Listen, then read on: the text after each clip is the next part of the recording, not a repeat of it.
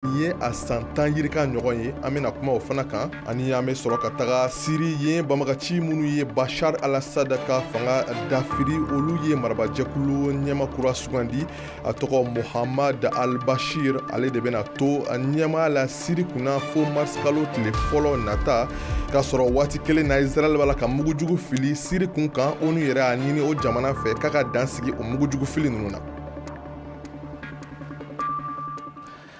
Aw jo do ka VOA Bambara lajɛ wa aw danw si an ka bi Mali kura kɛnɛ kan an bɛ taga Tɔnbɔkutu Mali kɔrɔyan fan fɛ yen kɔni dɔnnen bɛ ni cɛncɛn kungo ye nka bi ji kɔni cɛnnikɛnɔ bonyanen bɛ yen kosɛbɛ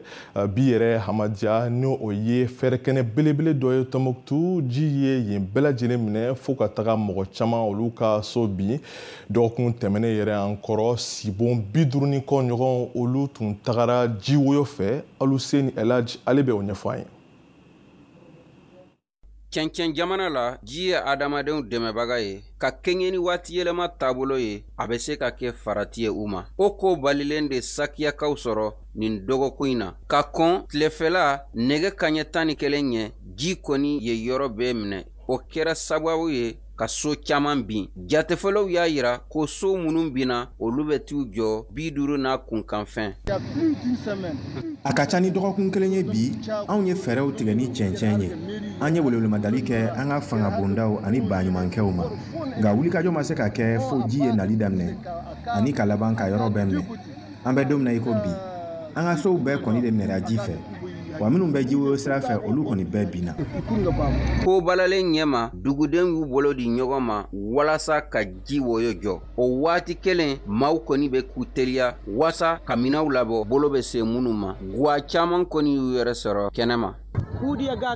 Du caman sigilen do ji la jiw ma se mulu ma fɛnɛ an hakili sigilen tɛ u kan dɛmɛ ala kan dɛmɛ jiw ma se yɔrɔ min na olu fɛnɛ ma se ka se u ka so. Tɔnbɔkutu sigira wɛrɛw la i n'a fɔ Bɛfondu tiɲɛniba de kɛra ji taara ni so bɛɛ o kɛra sababu ye a dugudenw ka yɛlɛma tɔgɔya dugu kɔnɔ. Dumuni t'an bolo fini dɔn ta fana t'an bolo ji taara ni fɛn fɛn b'an ka so kɔnɔ an ka minɛnw bɛɛ taara an b'an ka ko sɛmɛ ala ma. O yɔrɔ kelen na ji ye Yiliwa dugu lakoli hali furakɛliso ma kisi yen nɔ Alafiya mara ɲɛma wulila ka se yen. An ka sifinnakaw n'an ka cɛkɔrɔba dɔw bɛ ji la walasa ka se ka minɛn dɔw kisi ni bɔrɔ minnu falen do cɛncɛn na kibaruya dɔ bɛ an b'a dɔn k'a mɛnli man di o de ye yɛlɛmali ye ka taa yɔrɔ wɛrɛ mɔgɔw k'a bila u hakili la kabi sisan farati b'an kan sini an bɛna fɛn jumɛn de kɛ. A caman bɛ ka jɔrɔ ni fɛn dɔ ye o de ye ji bɛ don cɛncɛn la teliya la. Cɛncɛnmayɔrɔ la ji latɛmɛcogo fɔngɔlen tɛ kosɛbɛ maaw fɛ fo fɛɛrɛ ka sɔrɔ o la so minnu bɛ yan yɔrɔ masurunya la ni paraɲɛ 40 ɲɔgɔn ye olu bɛɛ ka kan ka wuli an bɛ an ka sow jɔ cogo min na yan nɔ an bɛ o dɔn a bɔgɔ de ka ca ka tɛmɛ sojɔfɛn tɔw kan o de la ji fanga bɛ se u la. A bɛ dɔgɔkun caman bɔ sisan dugu caman degunna ka kɛɲɛ ni jizɔn ye ji dɔnbaga caman y'a yira ko ji fanga bɛ n'a bonya ka taa fɛ fo décembre kalo laban na wa ministre mun bɛ jɔ ni kɛnɛya ye colonel Asaba Jalo a kɔni sen sara ka Tɔnbɔkutu sɔrɔ nin jumadɔnya in na ni Aluseni Elhadji ka laseli ye VOA Bambara tɔgɔ la ka bɔ Tɔnbɔkutu. N'an bɔra Tɔnbɔkutu an bɛ taga Bamako bi Mali kɛlɛbolo ale ka kalo ladala kunnafoni lajɛrɛ o tun bɛ senna sɔgɔmada in yɛrɛ la Bamako Mali faaba kɔnɔna la o mu senfɛ kɛlɛbolo ka kunnafoni ko cakɛda DIRPA olu ye ɲɛfɔli kɛ u ka baarakɛlenw kan novembre kalo kuntala kɔnɔna la kunnafonidilaw minnu kɔni tun bɛ kɛnɛ kan Mariam Kuyate an ka lasigiden ale tun ye olu dɔ ye. Mali Woromasiri tabaw ka bi kunnafoni di kɛnɛ in kan u y'a sɛbɛntiya ka fɔ ko décembre kalo tile fɔlɔ sɔgɔmada joona k'u ye jatigɛwalikɛlaw olu ka ɲɛmaba 7 olu de ni daraki Tinza Wetel mara la. Depuis le 1er décembre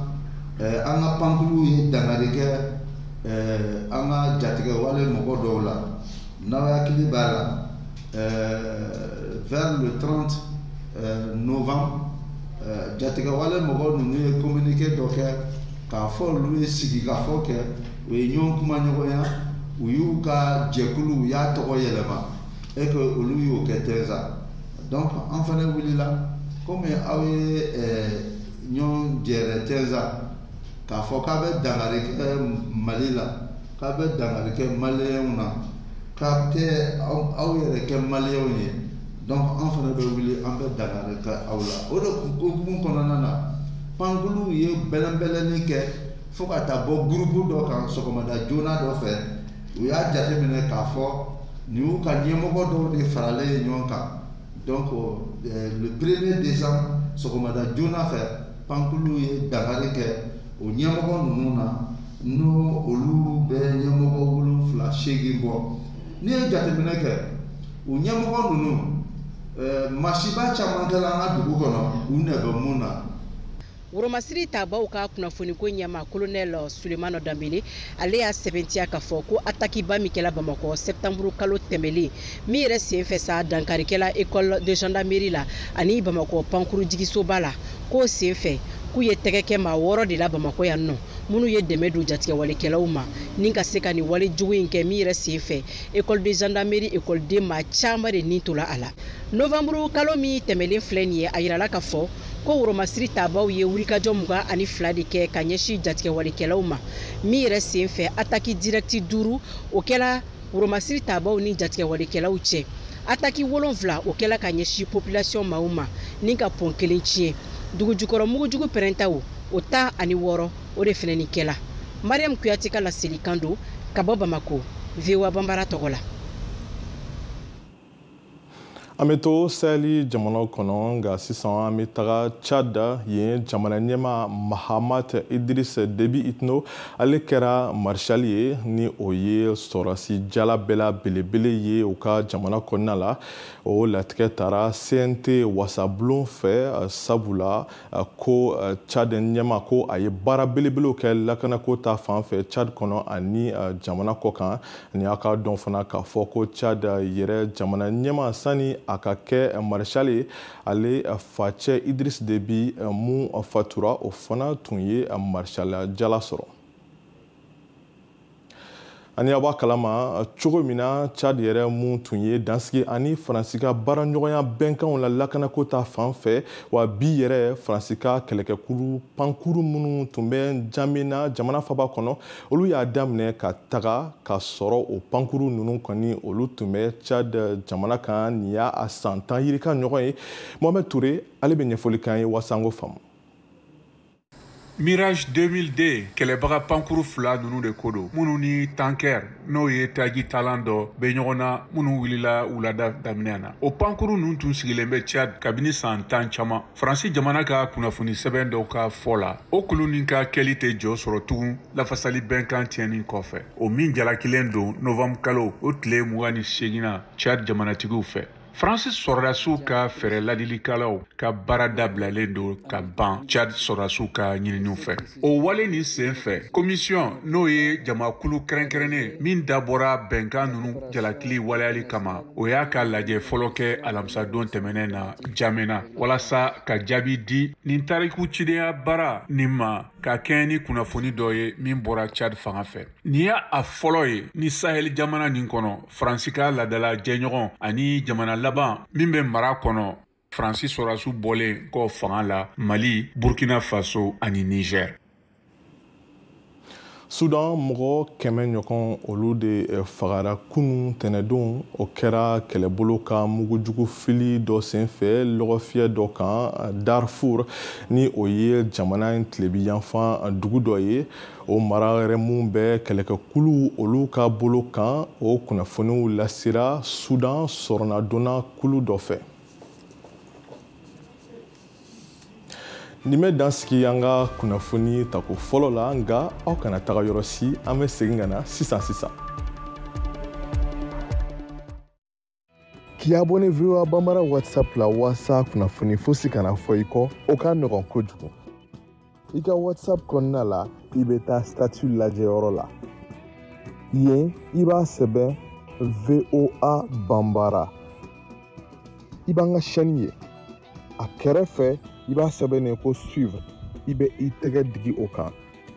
o la fosi tɛ fɔ i kɔ. Niko seko ni donko ni ma se dɔgɔnɔ jamana. I bɛ se ka kunnafoni sɔrɔ ka bɔ Mali la, La Guinée ani Burkina Faso. Bi a bɛ wele wusula min na ko kɛlɛ banna. Hali cɛ dusukun mana kɛ fara ye n'a y'a kasa. Fo ka taa se Sénégal ma. Je dissous l'Assemblée nationale. O fara anglais kalanni kan bamanankan sira fɛ. Nɛgɛ ɲɛ kɔnɔntɔn o de bɛ yen is 9 o'clock. What time is it? VOA Bambara ka WhatsApp kan farafinna ni diɲɛ kunnafoni fosi tɛna fɔ aw kɔ bilen. Ayiwa, samɔgɔ don dɛ, a ci limanaw fana ma. An tun ye a fɔ ye an ka kunnafoni kɛnɛ tɛmɛnenw la k'a fɔ ko cɛ marifatigi dɔw tun ye United Health ɲɛma faga. United Health o ye cɛkɛda ye mun bɛ maaw ka kɛnɛyako musakaw ta ba la États-Unis, wa o fagali yɛrɛ tun kɛra New York dugu de kɔnɔna la. A ka dɔn k'a fɔ ko tɛgɛ dara o cɛ marifatigi in kan. Mariam Traoré ale bɛ kunnafoni lase an ma sifin in kan.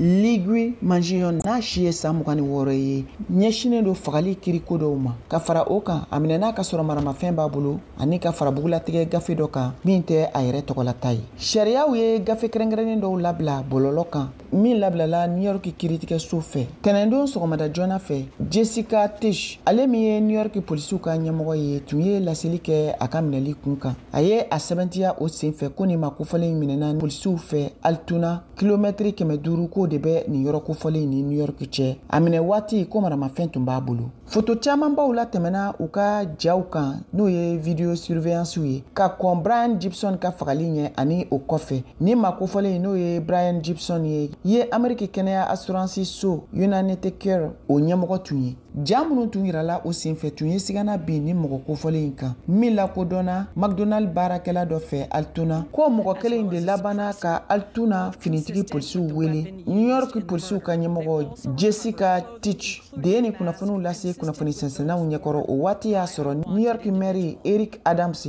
o tun b'a kɛrɛfɛ. Tamasiyɛnw y'a yira k'a fɔ ko nin kamalennin kofɔlen ni maa kunsigi fiman don labɔra polisiw ka bolimafɛn dɔ kɔnɔ tuma min na nɛgɛ tun b'a bolo la ka taa n'a ye Pennsylvanie o tribunal so kɔnɔ. Kiiritigɛla dɔ tun kelen don k'a minɛ o waati la ka bila kɛrɛfɛ walasa u ka se k'u ka labɛnw bɛɛ lajɛlen sabati ni k'a labila ka taa di New York kiiritigɛso ma. Baw ko sigana binnen don a kan k'a fɔ k'ale de ye Brian Thompson faga. Baltimore Banner olu ka fɔ la ko nin finɛkɛni kofɔlen in bɛ bɔ denbaya min na k'u buruju bɔra Itali ka kɛ Ameriki jamanadenw ye wa ko setigibaw don. A mɔkɛ o fatura san 2008 waati min tun lakodɔnnen don n'a ka dugukolomafɛnw jaguli ye n'u k'o ma ko promoteur immobilier. Ka fara o kan yɔrɔ caman wɛrɛw olu tun b'a mɔkɛ tɔgɔ la i n'a fɔ Country Club ani mɔgɔkɔrɔbaw ka lamarali yɔrɔ dɔ fo ka se arajo so dɔ tigiya ma u ka mara kɔnɔ.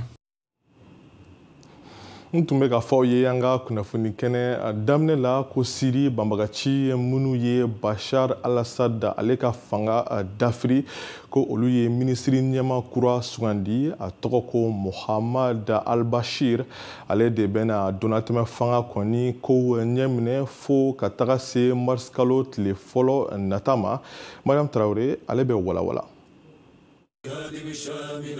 Mohamed al-Bashir tun ye jamana ɲɛmɔgɔ ye min tun bɛ jamana fanga kunna min bɛ wele ko gouvernement du salut. O waati la Idlib ka jɛkulu maramafɛntigiw tun bɛ Siri jamana kɛɲɛ ka yanfan ka taa Tilebi yanfan fɛ. Finitigiw ka baarabolo ɲɛmɔgɔ n'o ye commandement général ye de tun ye nin baara ninnu kalifa anw na n'o ye ka furancɛ fanga sigi sen kan fo ka se mars kalo tile fɔlɔ ma. Nin kɛra jamanatigi Monsieur Bashir ka laseli dɔ ye min kɛra bataki ye ka kalan u ka jabaraniso kan. A ye nin laseli ninnu kɛ k'a yɛrɛ jati i n'a fɔ jamana fanga ɲɛmɔgɔ. Nasira wɛrɛw fɛ Iran jamana ye a ka kokɔrɔmadonni kɔni kɛ ka taa Siri jamanatigi ma min ka fanga binna. A ye Siri jamanaden mɔgɔ 4,000 bɛɛ lajɛlen lasegin ka bɔ a ka jamana kan kabiri Damas binna jɛkulu maramafɛntigiw bolo. Jamanatigi kɔrɔ Bashar al-Assad ale ka fanga ɲɔngirilen kɔfɛ karidon i n'a fɔ Iran jamana ɲɛmɔgɔw ye a kunnafoni lase cogo min na. To seize the bombings. And with any you mentioned Israel since your stakeout in the Nations Unies ka bolofara kɛrɛnkɛrɛnnen min tun sigilen don Siri jamana kan o ɲɛmɔgɔ n'o ye Ger Petersen ye laɲiniw kɛ ko Israel jamana ka sanfɛmugu fudenw baaraw bɛɛ lajɛlen lajɔ Siri jamana kan. O waati y'a sɔrɔ Israel jamana kɔni ye jalatigɛli kɛ ka sinsin a kan tɛnɛndon k'a sera ko ka wulikajɔ baara dɔw sigi sen kan ka finitigiw ka mugubun n'o ye dépôt militaire ye bɛɛ lajɛlen gosi n'u ka sanfɛ mugu cilanw ye tile damadɔ a y'a ka jɔrɔna yira ka kɛɲɛ ni sanfɛ mugu furun nunu minnu bɛɛ lajɛlen bɛ sen na Israel jamana ka finitigiw fɛ Siri jamana kan a ka ɲi ka lajɔ a nafa ka bon baara nunu bɛɛ lajɛlen ka lajɔ Petersen ye nin fɔ min kɛra a ka kunnafoni di dɔ senfɛ kunnafoni sɛnsɛnnaw ɲɛkɔrɔ Genève. Israel jamana finitigiw ye wulikajɔ min kɛ Siri jamana kan kɛra sababu ye ka finitigiw ka dagayɔrɔ caman de tiɲɛ Siri min kɛra u ka sanfɛ mugu furuntaw fɛ dangarili 250 senfɛ ka taa Siri jamana ma kabiri u ka jamana faba Damas bina jɛkulu maramafɛntigiw tigɛ kɔnɔ u ka jamanatigi Bashar al-Assad kɛlen kɔfɛ ka fanga bila min kunnafoniw bɛɛ lajɛlen dira bi tarata Siri jamana ka cakɛda so fɛ min sigilen don bunadamaden jo sariyaw lafasali kama n'a bɛ wele nanzarakan na ko Observatoire Syrien des droits de l'homme.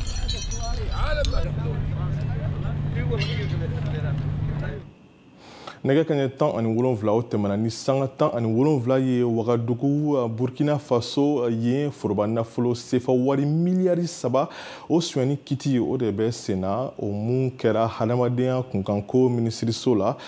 Kader Traoré an ka lasigiden b'an bolo nɔngɔni yɛrɛ la ni waati yɛrɛ la kabini Wagadugu wasa ka se k'an dɛmɛ ka faamuyali sɔrɔ o ko in kan ko ɲuman Kader Traoré an bɛ i fo k'i waleɲuman dɔn ani ɲininkali fɔlɔ yala ni yurukuyuruku kiti in yɛrɛ a bɛ tali kɛ mun de kan kɛrɛnkɛrɛnya la an tɛ George an la VOA bana lamɛnnikɛlaw bɛɛ ayiwa i n'a fɔ aw y'a fɔ cogo min na yurukuyuruku ko ani surafɛndenw ani ka se ka bolo don foroba nafolo la min dangani tɛ o de kɛra minisiriso min bɛ jɛ ka fɔ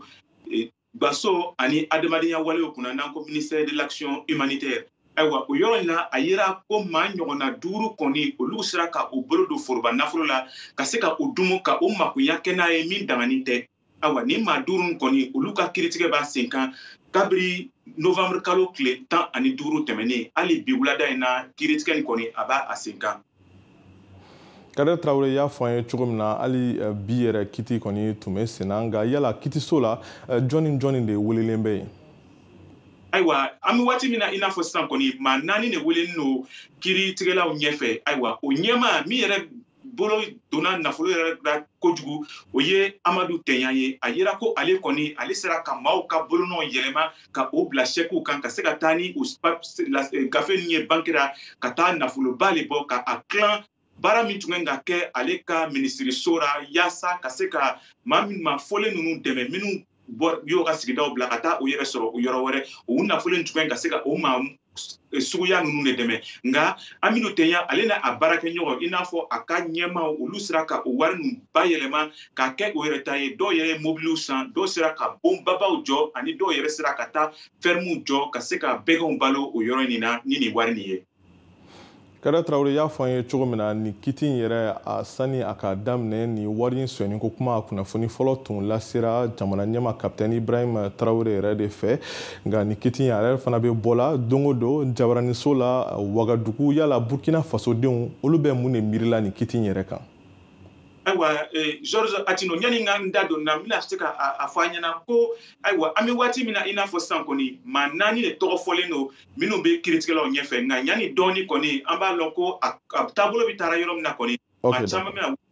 yira ko nin maa 4 ninnu kɔni maa dɔw tun ye olu dɛmɛ ka se k'a to o ka se ka wariba bɔ Burkina Faso ka wari marasoba la an min wele ko trésor public ayiwa ɲani dɔɔni kɔni tɔgɔfɔli bɛna se o maa dɔw ma a yɛrɛ yira fana ko minisiri minnu tɛmɛna nin minisiriso in na i n'a fɔ Laure Zongo i n'a fɔ Nandi Somé i n'a fɔ Marshal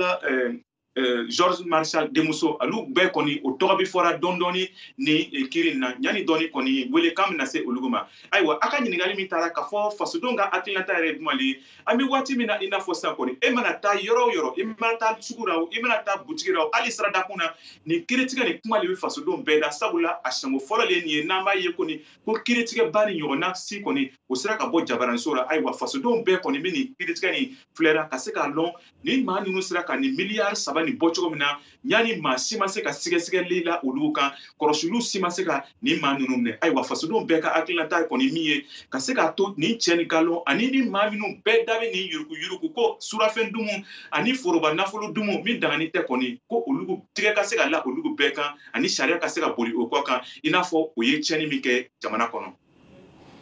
Kader Traoré initié ame il faut qu'il waleɲuman dɔn i ka nin ɲɛfɔliw bɛɛ lajɛlen kosɔn a k'a dɔn k'a fɔ ko Kader Traoré ale ye an ka lasigiden ye Wagadugu Burkina Faso faba la. I ni ce Kader. An bɛ taga Adjamé mobili tayɔrɔ la Côte d'Ivoire ye mobili bolilanw olu bɛ ka kalan kɛ waasa ka u dege sɛbɛnni ani a kalan na o bɛ olu minnu dɛmɛ fana waasa ka se ka dɔ fara u ka musakaw kɔni kan. Tisha Kone an ka lasigiden ale bɛ ɲɛfɔli kɛ an ye. Nɛgɛ kaɲa 14 sela Abidjan Adjamé a tilani baara la Kante Mohamed bɛ taga sisan karankɛyɔrɔ la a kalo 2 le ye nin ye a ka karan daminɛ Adjamé gare routière gbɛba karankɛyɔrɔsoba la o yɔrɔ la o b'o karanna nanzarakan fɔ liseliw sɛbɛliw ani jatebɔkow la Kante Mohamed sɔn janfa la nka o t'a bali karan na a k'a yila ko nin ye ko ɲumanba le ye min bɛna ale dɛmɛ a y'a diɲɛnatigɛ tɔ la. An kɔrɔyala mais ni an k'an sɛbɛ d'a ma an bɛ se k'a dɔɔni sɔrɔ a kɔnɔ parce que hali ni an bɛ dɔɔni sɔrɔ a kɔnɔ i bɛ se k'i tɔgɔ sɛbɛ i bɛ se ka kalan kɛ SMS i bɛ se k'o bɛɛ sɛbɛ donc vraiment o koba le ye quoi o koba le ye an fɛ. Karankɛyɔrɔba min dayɛlɛla nin ye Adjamé gbɛba la n'o ko ma ko centre d'alphabétisation baaraw bɛ kɛla o yɔrɔ la i n'a fɔ karankɛso tɔw la o la ni karankɛdenw k'o jija baara la o bɛ passe ka taga kilasi 2nan na. Sumaworo Fale ye karanfaw ɲɛmɔgɔ ye. Bɛ kɛ kalo 6 sisan an bɛ mɔgɔw kalan en tout cas mɔgɔw jijani de o bɛ na kalan kɛ bi yɛrɛ an ka composition kɛ mais mɔgɔw bɛ sisan dɔw bɛ se sisan ka kalan kɛ voilà donc an ka évaluation kɛ évaluation bannen kɔfɛ composition bannen kɔfɛ dɔw bɛ na taa niveau 2 la o la comme ça o bɛ taga o ka kalan yɛrɛ ka kalan kɛ ka ɲa. Musow ma to kɔ karan ɲumanba nin na muso minnu bɛ gare routière la olu fana ni bɛ karan na karankɛko ɲuman na. Traoré Abiba Madame Karamoko ale le bɛ musow karan na. Ma bamusow ye karan na minnu ma chance sɔrɔ ka taa ekɔliso la donc u bɛ yan ka karanni kɛ pour que u bɛ se ka compter kɛ français kan na ka français kan fɔ u ye mɔgɔ 30 minnu bɛ classe minnu bɛ daminɛ CP1 CP2. Karan ni kɛla sababu ɲumanba le ye musow ma o caman de bɛ yen o tɛ nanzarakan mɛn o tɛ se sɛbɛnni la o tɛ se liseli fana na olu tun bɛ tɔɔrɔ caman sɔrɔla o kɔnɔna na Nadili ka sila k'a yira ko kabi ale ka karan ni daminɛ a bɛ siran sisan k'a tɔgɔ sɛbɛ hali ale yɛrɛ de bɛ to ka taa a y'a wari transfert kɛ. Depuis ne yɛrɛ nana n bɛ se k'an tɔgɔ sɛbɛ n bɛ se liseli la ka ɲa donc n bɛ bɛɛ lajɛlen welela a ye na. Ne nana karan kɛ na i tɛna regretter. Hakili ɲumanba ni ko ɲumanba ni bɔ la gare routière y'a jɛnkuru ɲɛmɔgɔ le yɔrɔ n'o ye coordination des gares routières de Côte d'Ivoire ye Adama Touré k'a cɛsiri gare routière baarakɛmɔgɔw y'a karanko la sabula ale laɲini de ye o ye ɲɛtaga sɔrɔ o y'a baaraw la. N'a ka bɔ alphabétisation sisan gouvernement b'a la loi kura créer ko permis kelen se ka kɛ diplômé transport fanga bon transporteur y'a bagala fanga bon a b'a diplôme kura créer o tɔgɔ ko CACR o kɛ hali institut Sotra yo pour qu'on ando quoi aux heures le wa mɔgɔ formé a ko diplôme di ma actuellement BRT mi kosɔn gouvernement b'a an jɛmɛ BRT bɛna o ta en charge mɔgɔ wa kelen o bɛna wa CACR kɛ BRT mɔgɔ bɛna o sara donc anu ta jɛmɛ n'o damina mɔgɔ ile ma min bɛna an da alphabétisation min kɛ kana tubabu kalan kɛ n'o yi k'o kɛ n'a ye sa calcul kɛ k'a ye tɔgɔ sɛbɛ mawuri bɛ se ka da i ma la naya ye nɔ a bɛ se ka rembourser. San fila le bɛna kɛ baara ɲumanba nin na n'o ye projet d'alphabétisation des acteurs des transports de gare routière ye o kɔfɛ o bɛna mɔbili kuraw dɔw ma o bɛ se ka min sara dɔɔni a y'a lɔn ko Côte d'Ivoire jamana kan sɛgɛsɛgɛliw k'a yira ko kɛmɛ sigida chauffeur ani apprenti 80 ɲɔgɔnna de bɛ yen olu tɛ se la karan na. Coordination nationale des gares routières de Côte d'Ivoire le ka o sɛgɛsɛgɛli kɛ san 2015 la. Tisha Kone, Abidjan, Côte d'Ivoire jamana kan VOA Bambara tɔgɔ la. Ko dugubila ka fisa ni laada wuli ye o la an kɔni tɛna an ka laada yɛlɛma an bɛ taga farikolo ɲɛnajɛ kɛnɛ kan bi Saka Traoré ale bɛna kuma handball le kan o mu jalatigɛbagaw olu kɔni dɛmɛbagaw bɛ ka kalan sɔrɔ waasa k'u ka dɔnniyaw sankɔrɔta farikolo ɲɛnajɛ filɛ nin ye. an de b'ale ka taga ɲɛ sɔrɔ ka taga fɛ Mali la a délégué technique minnu bɛ jalatigɛbaw dɛmɛ u ka baara la ɲɔgɔndanw senfɛ u ye kalan sɔrɔ décembre kalo tile 5 tɛmɛnen san 2024 na a kɛnɛ sigira stade Mamadou Konaté la Bamakɔ mɔgɔ 37 tun don muso 15 b'a la Alassane Ben Kassim Sila kalanfa kalan hakilina a b'o fɔ an ye nin kun bɛ laɲini kɔnɔna la depuis bi ma se bon formation dɔ de kɛra Maroc tout récemment o kɔnɔna la fɛn caman faamuna minnu bɛ an jɛ Mali la yan nɔ donc formation in kɔfɛ ne nana dɔrɔn ka na a ɲɛfɔ fédération na comme quoi fɛn minnu b'an jɛ ne y'a fɔ dɔrɔn fédération président yɛrɛ ko don fɔ an ye an b'a kɛ Mali la donc tiɲɛ yɛrɛ la o ye ne diya fɔlɔ parce que président ma problème foyi don a la ko k'a bɛ bɛn joli ma donc fɛn caman kalanna kɔnɔna la an kun mago de waleya bi relecture de la loi an ye ko in tɛ taa loi hakɛya minnu kɔ on a 18 lois mais an y'an gɛlɛya minnu yɛrɛ b'an sɛgɛn an y'olu ta 18 lois in kɔnɔna la k'o la baara o kɔfɛ baara degun fanba kun bɛ déléguéw kan an ye déléguéw ka baara f'u ɲɛna bi ka feuille de match kura d'u ma bi ka arbitre ka baara f'u ɲɛna yɛlɛma mun donna a la k'o fana yira arbitre la Mali Handball Fédération ɲɛma commissaire colonel Cheikh Mamadou Chérif Tunkara bɛ perepere di an ma nin bɛna kɛ sababu ye mankan misɛnnin minnu bɛ kɛ kuma dɔw la arbitre ka kow la dɔ bɛ b'o la parce que bɛɛ b'a faamu sisan ko nin ye règlement ye wa règle kɔrɔw don donc a bɛ kɛ sababu ye bɛɛ bɛ kɛlɛmisɛnninw bɛ ban an ka handball kɔnɔ an bɛɛ ye kulu kelen de il faut que bɛɛ ka bila niveau kelen na bi ta kun ye délégué technique ye kɛrɛnkɛrɛnnen na minnu bɛ tabali la mais an ye entraîneur fara kan parce que il faut que olu fana k'a faamu règle ye mun ye n'o kɛra hali n'a fɔra ko nin tɛ nin no u b'a faamu Ibrahima Mamadou Mayiga ka bɔ Tombouctou kalandenw tɔgɔ la a kuma na fɛn caman an kun t'a dɔn mais an y'olu bɛɛ kɔrɔsi an y'olu faamu donc a bɛ an nafa kosɛbɛ parce que n'an fana taara an bɛ taa ka taa fɔ fɛn caman kalan surtout l'arbitrage les lois les techniques par exemple les cartons les temps de jeu l'espace de jeu la dimension même du terrain parce que y a tout ça là ça posait problème avant donc maintenant tout ça là c'est compris kalandenw bɔra Mali kɔnɔ ani Bamakɔ VOA Bamara tɔgɔ la Bamakɔ Siaka Traoré kala seli don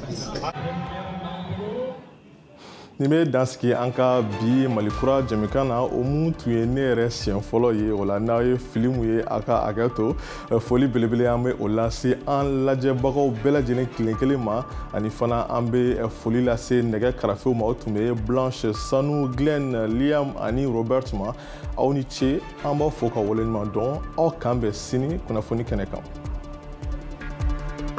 VOA Bambara WhatsApp la wasa kunnafoni fosi kana fɔ i kɔ o ka nɔgɔn kojugu i ka WhatsApp kɔnɔna la i bɛ taa statut lajɛyɔrɔ la yen i b'a sɛbɛn VOA Bambara i b'an ka chaîne ye a kɛrɛfɛ i b'a sɛbɛn nin ko suivre i bɛ i tɛgɛ digi o kan o la fosi tɛ fɔ i kɔ n'i ko seko ni dɔnko n'i ma se dɔgɔnɔ jamana i bɛ se ka kunnafoni sɔrɔ ka bɔ Mali la Laginɛ ani Burkina Faso bi a bɛ wele wusula min na ko kɛlɛ banna hali cɛ dusukun mana kɛ fara ye n'a y'a kasa fo ka taa se Sénégal ma je dissous l'Assemblée nationale o fara anglais kalanni kan bamanankan sira fɛ nɛgɛ ɲɛ 9 o de bɛ yen is 9 o'clock what time